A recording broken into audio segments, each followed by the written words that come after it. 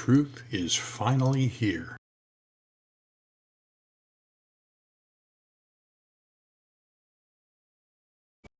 Hi everyone, Marty Runick from Top Gun PDR Training, and today we're going to discuss how to do this baseball-sized dent on a Porsche hood, and we're also going to discuss a few basic principles of the Fairmont method, as well as stretching versus shrinking versus gathering pushes. Okay, this is roughly a baseball-sized dent, not a sharp one, but fairly big, right near the edge of a Porsche hood. It is done by a glass installer. Kind of ruined his day.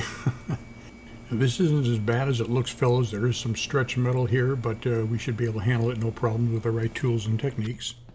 Okay, I already put one quick push with a soft tip tool from the bottom. Not too much pressure at all because it's very, very flat and I don't want to cause an oil can. I put just enough to bring the bulk of it up, but leave all the stretched metal there. And of course, this is our starter reflection, which always makes the dent look smaller, but it does show us where our money is.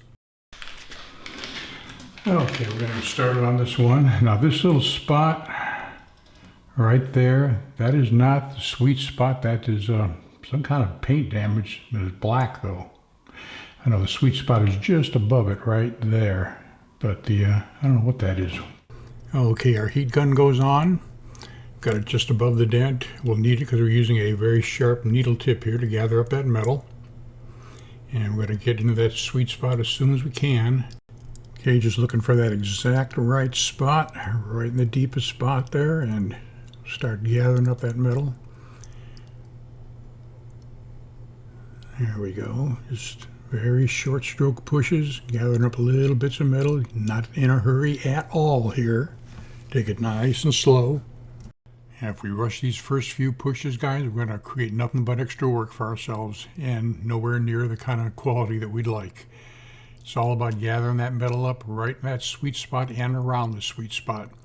So we're not hitting exactly in this sweet spot like we were in that one you saw where I took the metal, tapped out, and hit it with a dead blow hammer. This isn't anywhere near that deep or that much stretched metal. The problem is on this one, the dented area is very, very flat, and it would be very, very easy to make an oil can if you do anything but use a very sharp tip and some very patient pushes at the start. The real key to a dent like this, fellas, is not pushing metal up, but gathering the metal up. And we'll explain what this means in just a couple of minutes in a little better detail. But I'm not nearly as interested in that metal coming up as I am in it gathering around where my tool tip is and tightening it right up. Like I said, otherwise we will have an oil can that we would not be able to fix. So far, things are looking really good, though. And by the way, later in the video, we'll show you how to fix a moderate oil can. Now, time to take the heat off here. And we'll put our finishing board up and see how she looks. Looking a little bit grainy, so we have just a little bit of tap down work to do here. But the most important thing is this metal is now nice and tight and shouldn't cause us any problems at all. This repair should go fairly fast now.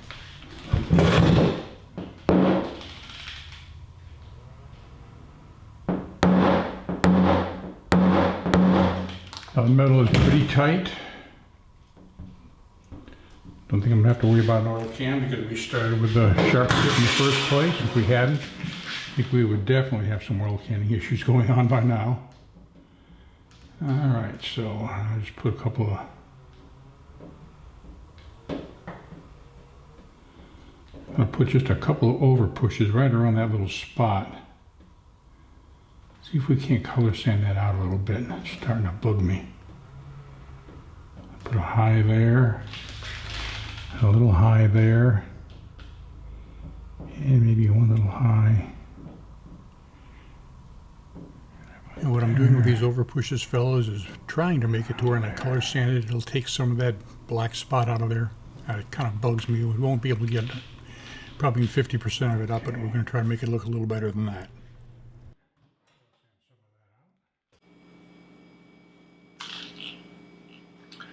Okay, now for our color sanding, I just want to hit that little bit right there, and the metal is fairly firm, so I don't think we're going to have to worry about oil canning at all on this one. Just going to...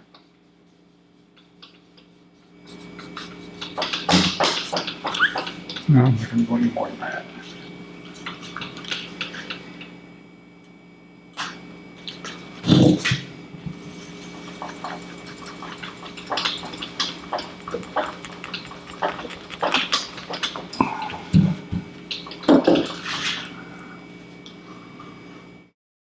I pretty much wiped my red circle out, so I'm going to make another one. And we got rid of about, maybe not quite half of that little black spot, but that's the best we could do. Well, I tried panning with my regular camera, but the focus kept going in and out, so I'm using my cell phone camera here. Seems to be doing a pretty good job. As you can see now, everything is nice and flat and tight. We just have to take a machine to it with some heavy-duty compound and get the rest of those minor scratches out of there, and we're good to go, and customer will never know what the e-glass installer did. And we'll show you what it looks like with an overhead reflection about 15 feet back. Nice and flat, no oil canning, and it's at about a 98% repair level. Customer should be happy. And here's how we set up with the repair. We had an Ultra Dent heat gun about 4 inches from the panel left on through almost the entire repair. Okay fellas, in the video you just saw, we had a very, very flat area with a fairly large dent and not a lot, but a moderate amount of stretched metal. Not nearly as bad as that one video where I take the metal knockdown and hit it with a dead blow hammer, but a moderate amount of stretched metal. The big problem here, that panel is very, very flat, which means oil can. We have much, much more chance of having an oil can on a dent like this, fella. So what we have to do, sharp tips. You've got to get used to these guys. Sharp tips are an absolute necessity for gathering up all that stretched metal within a small area so that you don't end up pushing outside the dent, which makes an oil can. Oil cans are caused because you can't gather up enough stretched metal by the time you get it level, and too late, you got an oil can. So we start and finish with your super sharp tips. In my opinion, it is the way to go. Now, there's a lot of confusion out there about, what is a gathering push, what's a stretched push, what's a shrinking push. Basically, guys, a stretch push is an overpush. Anytime you put a stretch, overpush, a light to moderate one, no, but when you put moderate to heavy push in any dent or panel, you've stretched some metal, okay? So that's a stretched metal push, and we want to avoid those. Those really cost us time and money. Now, what is a gathering push? A gathering push is a lot, the gathering and shrinking pushes are basically the same thing. What they're doing is they're gathering sharp tips, are gathering more metal. A blunt tip, by the way, a ball tip or a soft tip as they're pushing, they don't really gather metal, they just push. We want to gather. And when I say gather, I mean we're going to take the panel at the bottom and we're going to do this as we're pushing. So we're not doing this, we're not pushing our metal, we're gathering it slightly at the bottom. And that's exactly what's needed on something like this. So we want to stop just at that point and don't turn it into an overpush. All right, the big question is, how do we do that? If you don't have a properly adjusted fog, if you don't have a good fog to begin with and then a properly adjusted fog, you're never going to be able to see your tip until you've already made at least a light outie or a moderate outie, and by then it's too late. All right, so I made up a little demonstration here I want to show you. I think it helps to explain what we mean when we say a gathering push, gathering metal. What does that mean? Well, watch this. Okay, fellows, here's a quick demonstration of what we mean by gathering pushes. We just took a standard wide reflection board, wide fog reflection board, and put 2 pieces of Gorilla Tape on each end, so we just had a little cube there of a reflection. Now I'm going to start putting with our sharp needle tip very connected pushes in the center of that little cube. All right, and you're going to start to notice after a few of these that cube is starting to gather in. The edges are coming closer together, the cube's getting smaller. Okay, this is just kind of a visual demonstration of what's happening, guys, with the gathering pushes. You're taking the surrounding metal and gathering it into your tool tip, or gathering into that center. And this is what we would be doing if we had a lot of stretched metal to deal with. It's important to notice we're not making any highs, but almost. We're getting right up to it, but not quite. All right, we can see the cube's already shrunk up. Let's put a few more pushes in. Very connected pushes, and you'll notice that cube is getting smaller and smaller. More metal's gathering into our tool tip. Again, not putting any outies in, but almost. These are perfect gathering pushes. Now let's compare the cube the way it is now to the way it was when we started. You can see a definite difference there.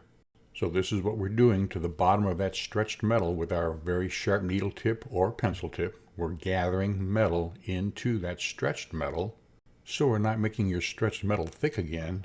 We're just getting the stretched metal to occupy less space inside your dent, as you can see here. So we're going to quickly run our overhead reflection over that area that we just gathered up, and you can see there's no real highs, very, very minor ones.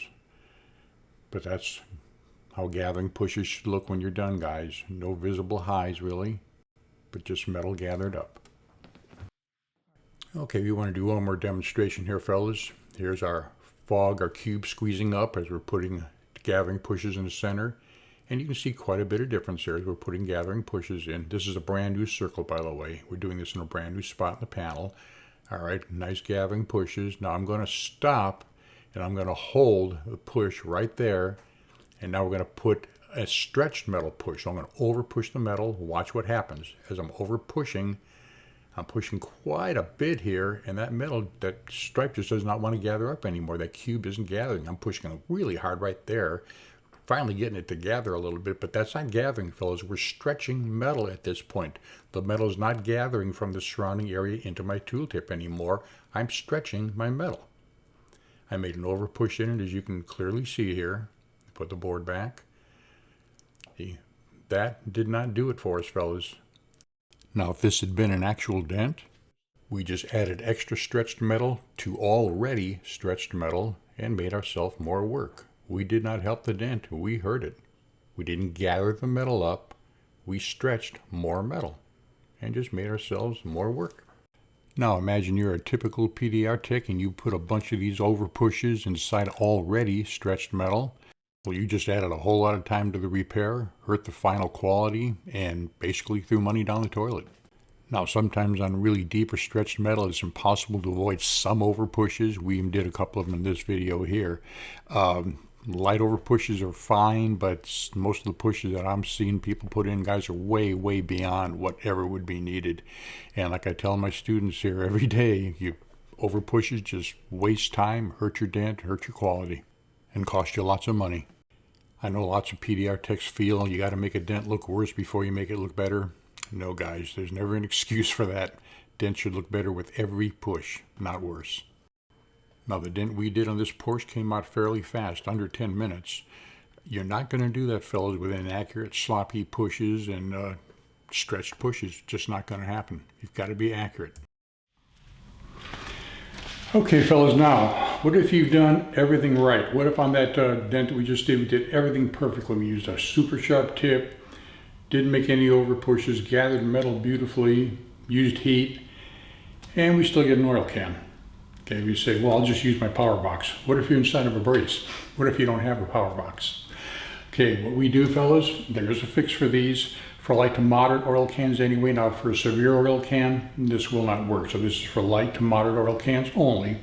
You take your needle tip, once again, and from the back of the panel, you're going to put pushes all around the circumference of that oil can in a lug nut or star-shaped pattern. You're not going to do this all the way around the dent. You're going to push here, here, there, just like that. Lug nut or star-shaped pattern all the way around the dent.